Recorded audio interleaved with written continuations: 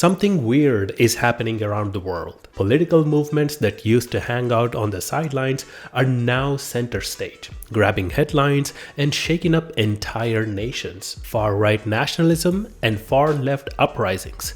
It's like the middle ground packed up and left. But why now? Why are extreme ideas thriving when we are living in an age of endless information and supposed progress? The truth is, it's a perfect storm. Shaky economies, big cultural shifts, and people losing trust in the systems that are supposed to keep society running smoothly. And let's not forget the wild card, social media.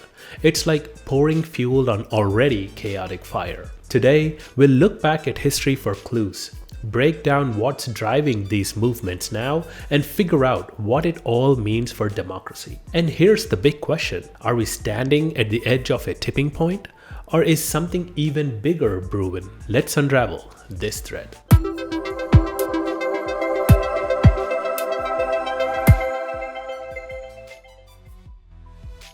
History has a way of saying, hey, been there, done that.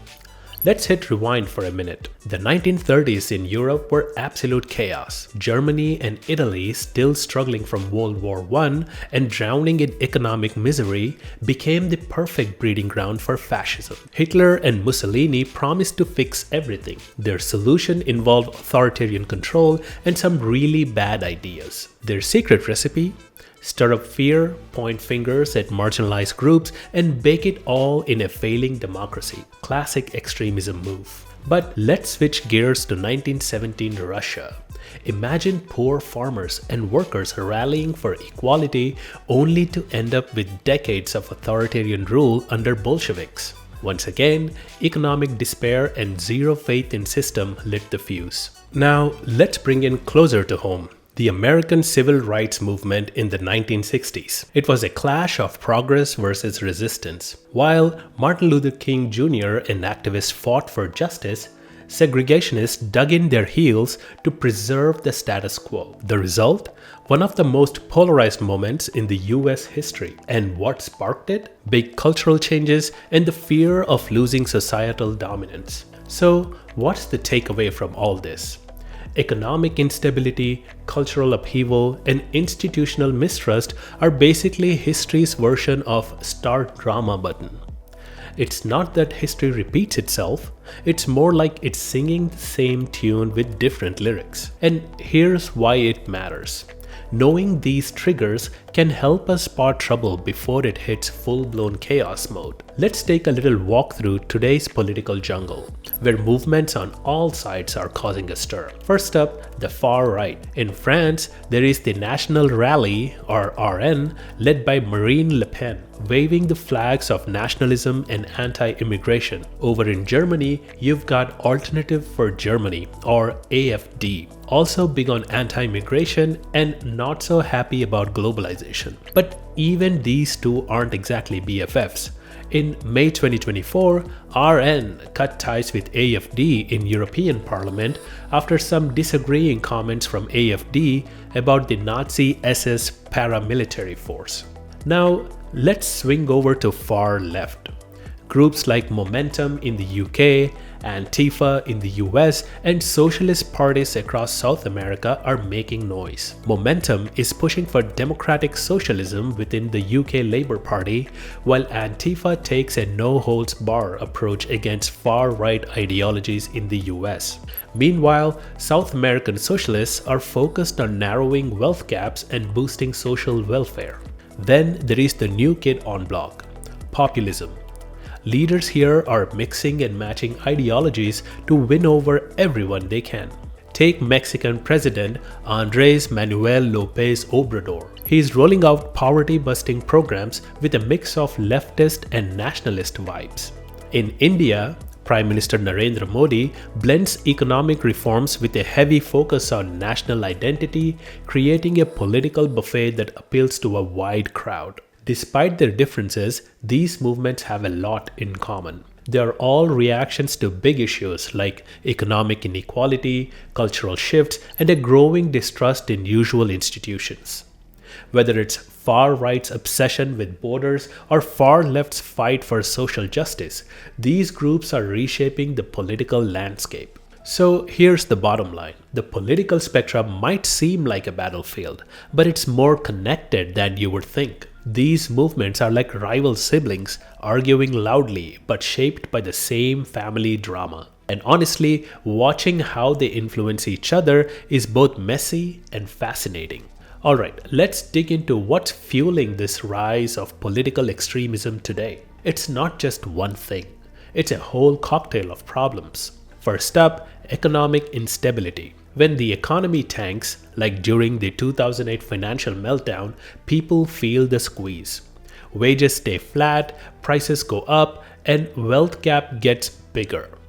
In times like these, folks are more likely to turn to extremist ideologies that promise easy fixes. Think of it as a desperate, let's try something different moment. And it's not just a guess. Studies show that economic slumps often lead to a spike in support of populist and extremist movements. Next, cultural shifts. Society has been changing fast. Think globalization, immigration, and shifting norms. For some people, it feels like the world they knew is disappearing, and that can be scary. Some view these shifts as a threat to their cultural identity, leading to backlash against outsiders. And movements promising to bring back the good old days start to emerge. Then, mistrust in institutions. When people stop trusting governments, media, or corporations, they look elsewhere for answers.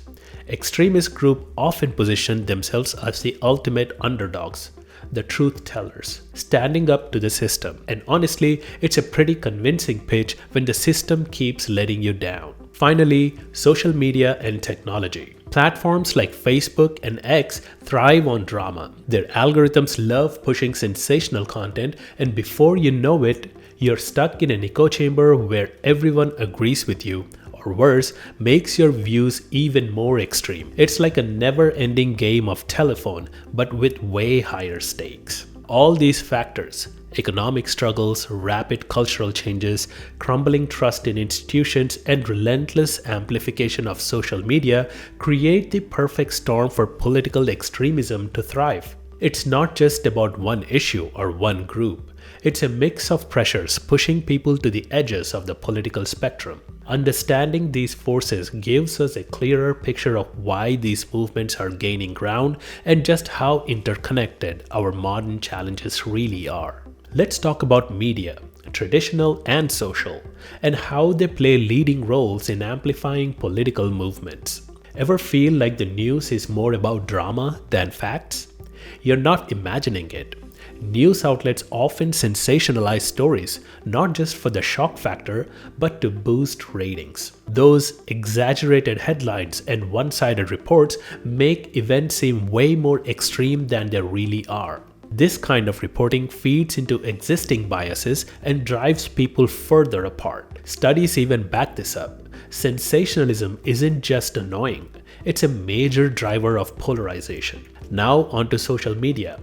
Platforms like Facebook, X, and TikTok are built to keep you scrolling. Their secret weapon? Algorithms that love outrage and shock. The spicier the content, the more likely it is to go viral, which means extreme views often get spotlight. Research shows that posts filled with moral outrage or political smackdowns get way more engagement. It's basically a recipe for deepening divisions. And then there is the echo chamber effect. Ever notice how your feed seems to agree with you? That's no accident. Social media algorithms create bubbles where you're mostly shown content that matches your beliefs. This selective exposure makes it easy to get stuck in one-sided worldview and harder to question or challenge extremist ideas. Remember the Black Lives Matter protests? Social media wasn't just the tool for organizing it. It also became a megaphone for misinformation, coordination, and in some cases, incitement. The speed at which content spreads online played a huge role in the scale and intensity of those events, highlighting just how powerful these platforms can be in mobilizing movements for better or worse. In the end, media, whether it's on your TV screen or on your phone, isn't just a bystander. It's an active player, shaping opinions, deepening divides, and giving extremism a bigger stage than ever before. When political extremism starts gaining traction, democracy and society take some serious hits. Let's break it down. First up, polarization. Extremist movements push people to the far ends of the political spectrum, like a never-ending tug of war where nobody's willing to budge. And what happens when no one compromises? Gridlock. Take the US, for example. Congress is practically famous for it. Key policies get stuck or buried because nobody can agree on anything. It's like trying to steer a car with wheels locked in opposite directions. Next, the rise of authoritarian tendencies. Even in democracies, when things get chaotic, some leaders see it as a golden opportunity to grab more power. Just look at Viktor Orban in Hungary. He's reshaped the courts, tightened the control over the media, and centralized authority, all while claiming to protect national values. Democracy might still be there, but it's holding on by a thread. And then there is the toll on society. Polarization doesn't just affect governments, it seeps into everyday life. Families argue at dinner, friendships break over Facebook posts, and civil conversations, they are on an extended vacation. Instead of meaningful debates, it's just people shouting past each other. Trust in others has fallen globally, and Pew Research stats show how polarization fueled this downward spiral. A good example of these ripple effects is Brazil under Jair Bolsonaro. His first time in the office left the country deeply divided on everything, from climate change to public health. His rhetoric dismissed critics, while supporters and opponents clashed, online and in the streets. It's a textbook example of how extremism doesn't just disrupt politics, it messes with your daily life. So, what's the bottom line? Stalled progress, weakened institutions, and a society that feels more like a battlefield than a community. Democracy thrives on collaboration and debate. Extremism, it thrives on ripping those things apart. The rise of controversial political movements have been a defining chapter of our time. As we have seen, it's not just one thing driving this. It's a mix of economic struggles, cultural shifts, a lack of trust in institutions, and the wild power of social media. These forces don't exist in isolation. They're all tangled together, creating perfect conditions for political extremism to thrive worldwide. And the effects? They're hard to ignore. Polarization grinds governments to a halt, authoritarian tendencies creep in and chip away at freedoms, and trust within our communities take a nosedive. Conversations become shouting matches, and collaboration, the heart of democracy, feels like a distant memory. So where does that leave us? Are these movements a red flag, warning us that democracy is in trouble? Or are they forcing us to take a hard look at the cracks in our system and deal with the uncomfortable truths? As we face the growing tide of political extremism, it's clear that the solutions won't come from one leader, one ideology, or even one nation. They'll come from us, how we choose to engage, listen, and challenge our own biases.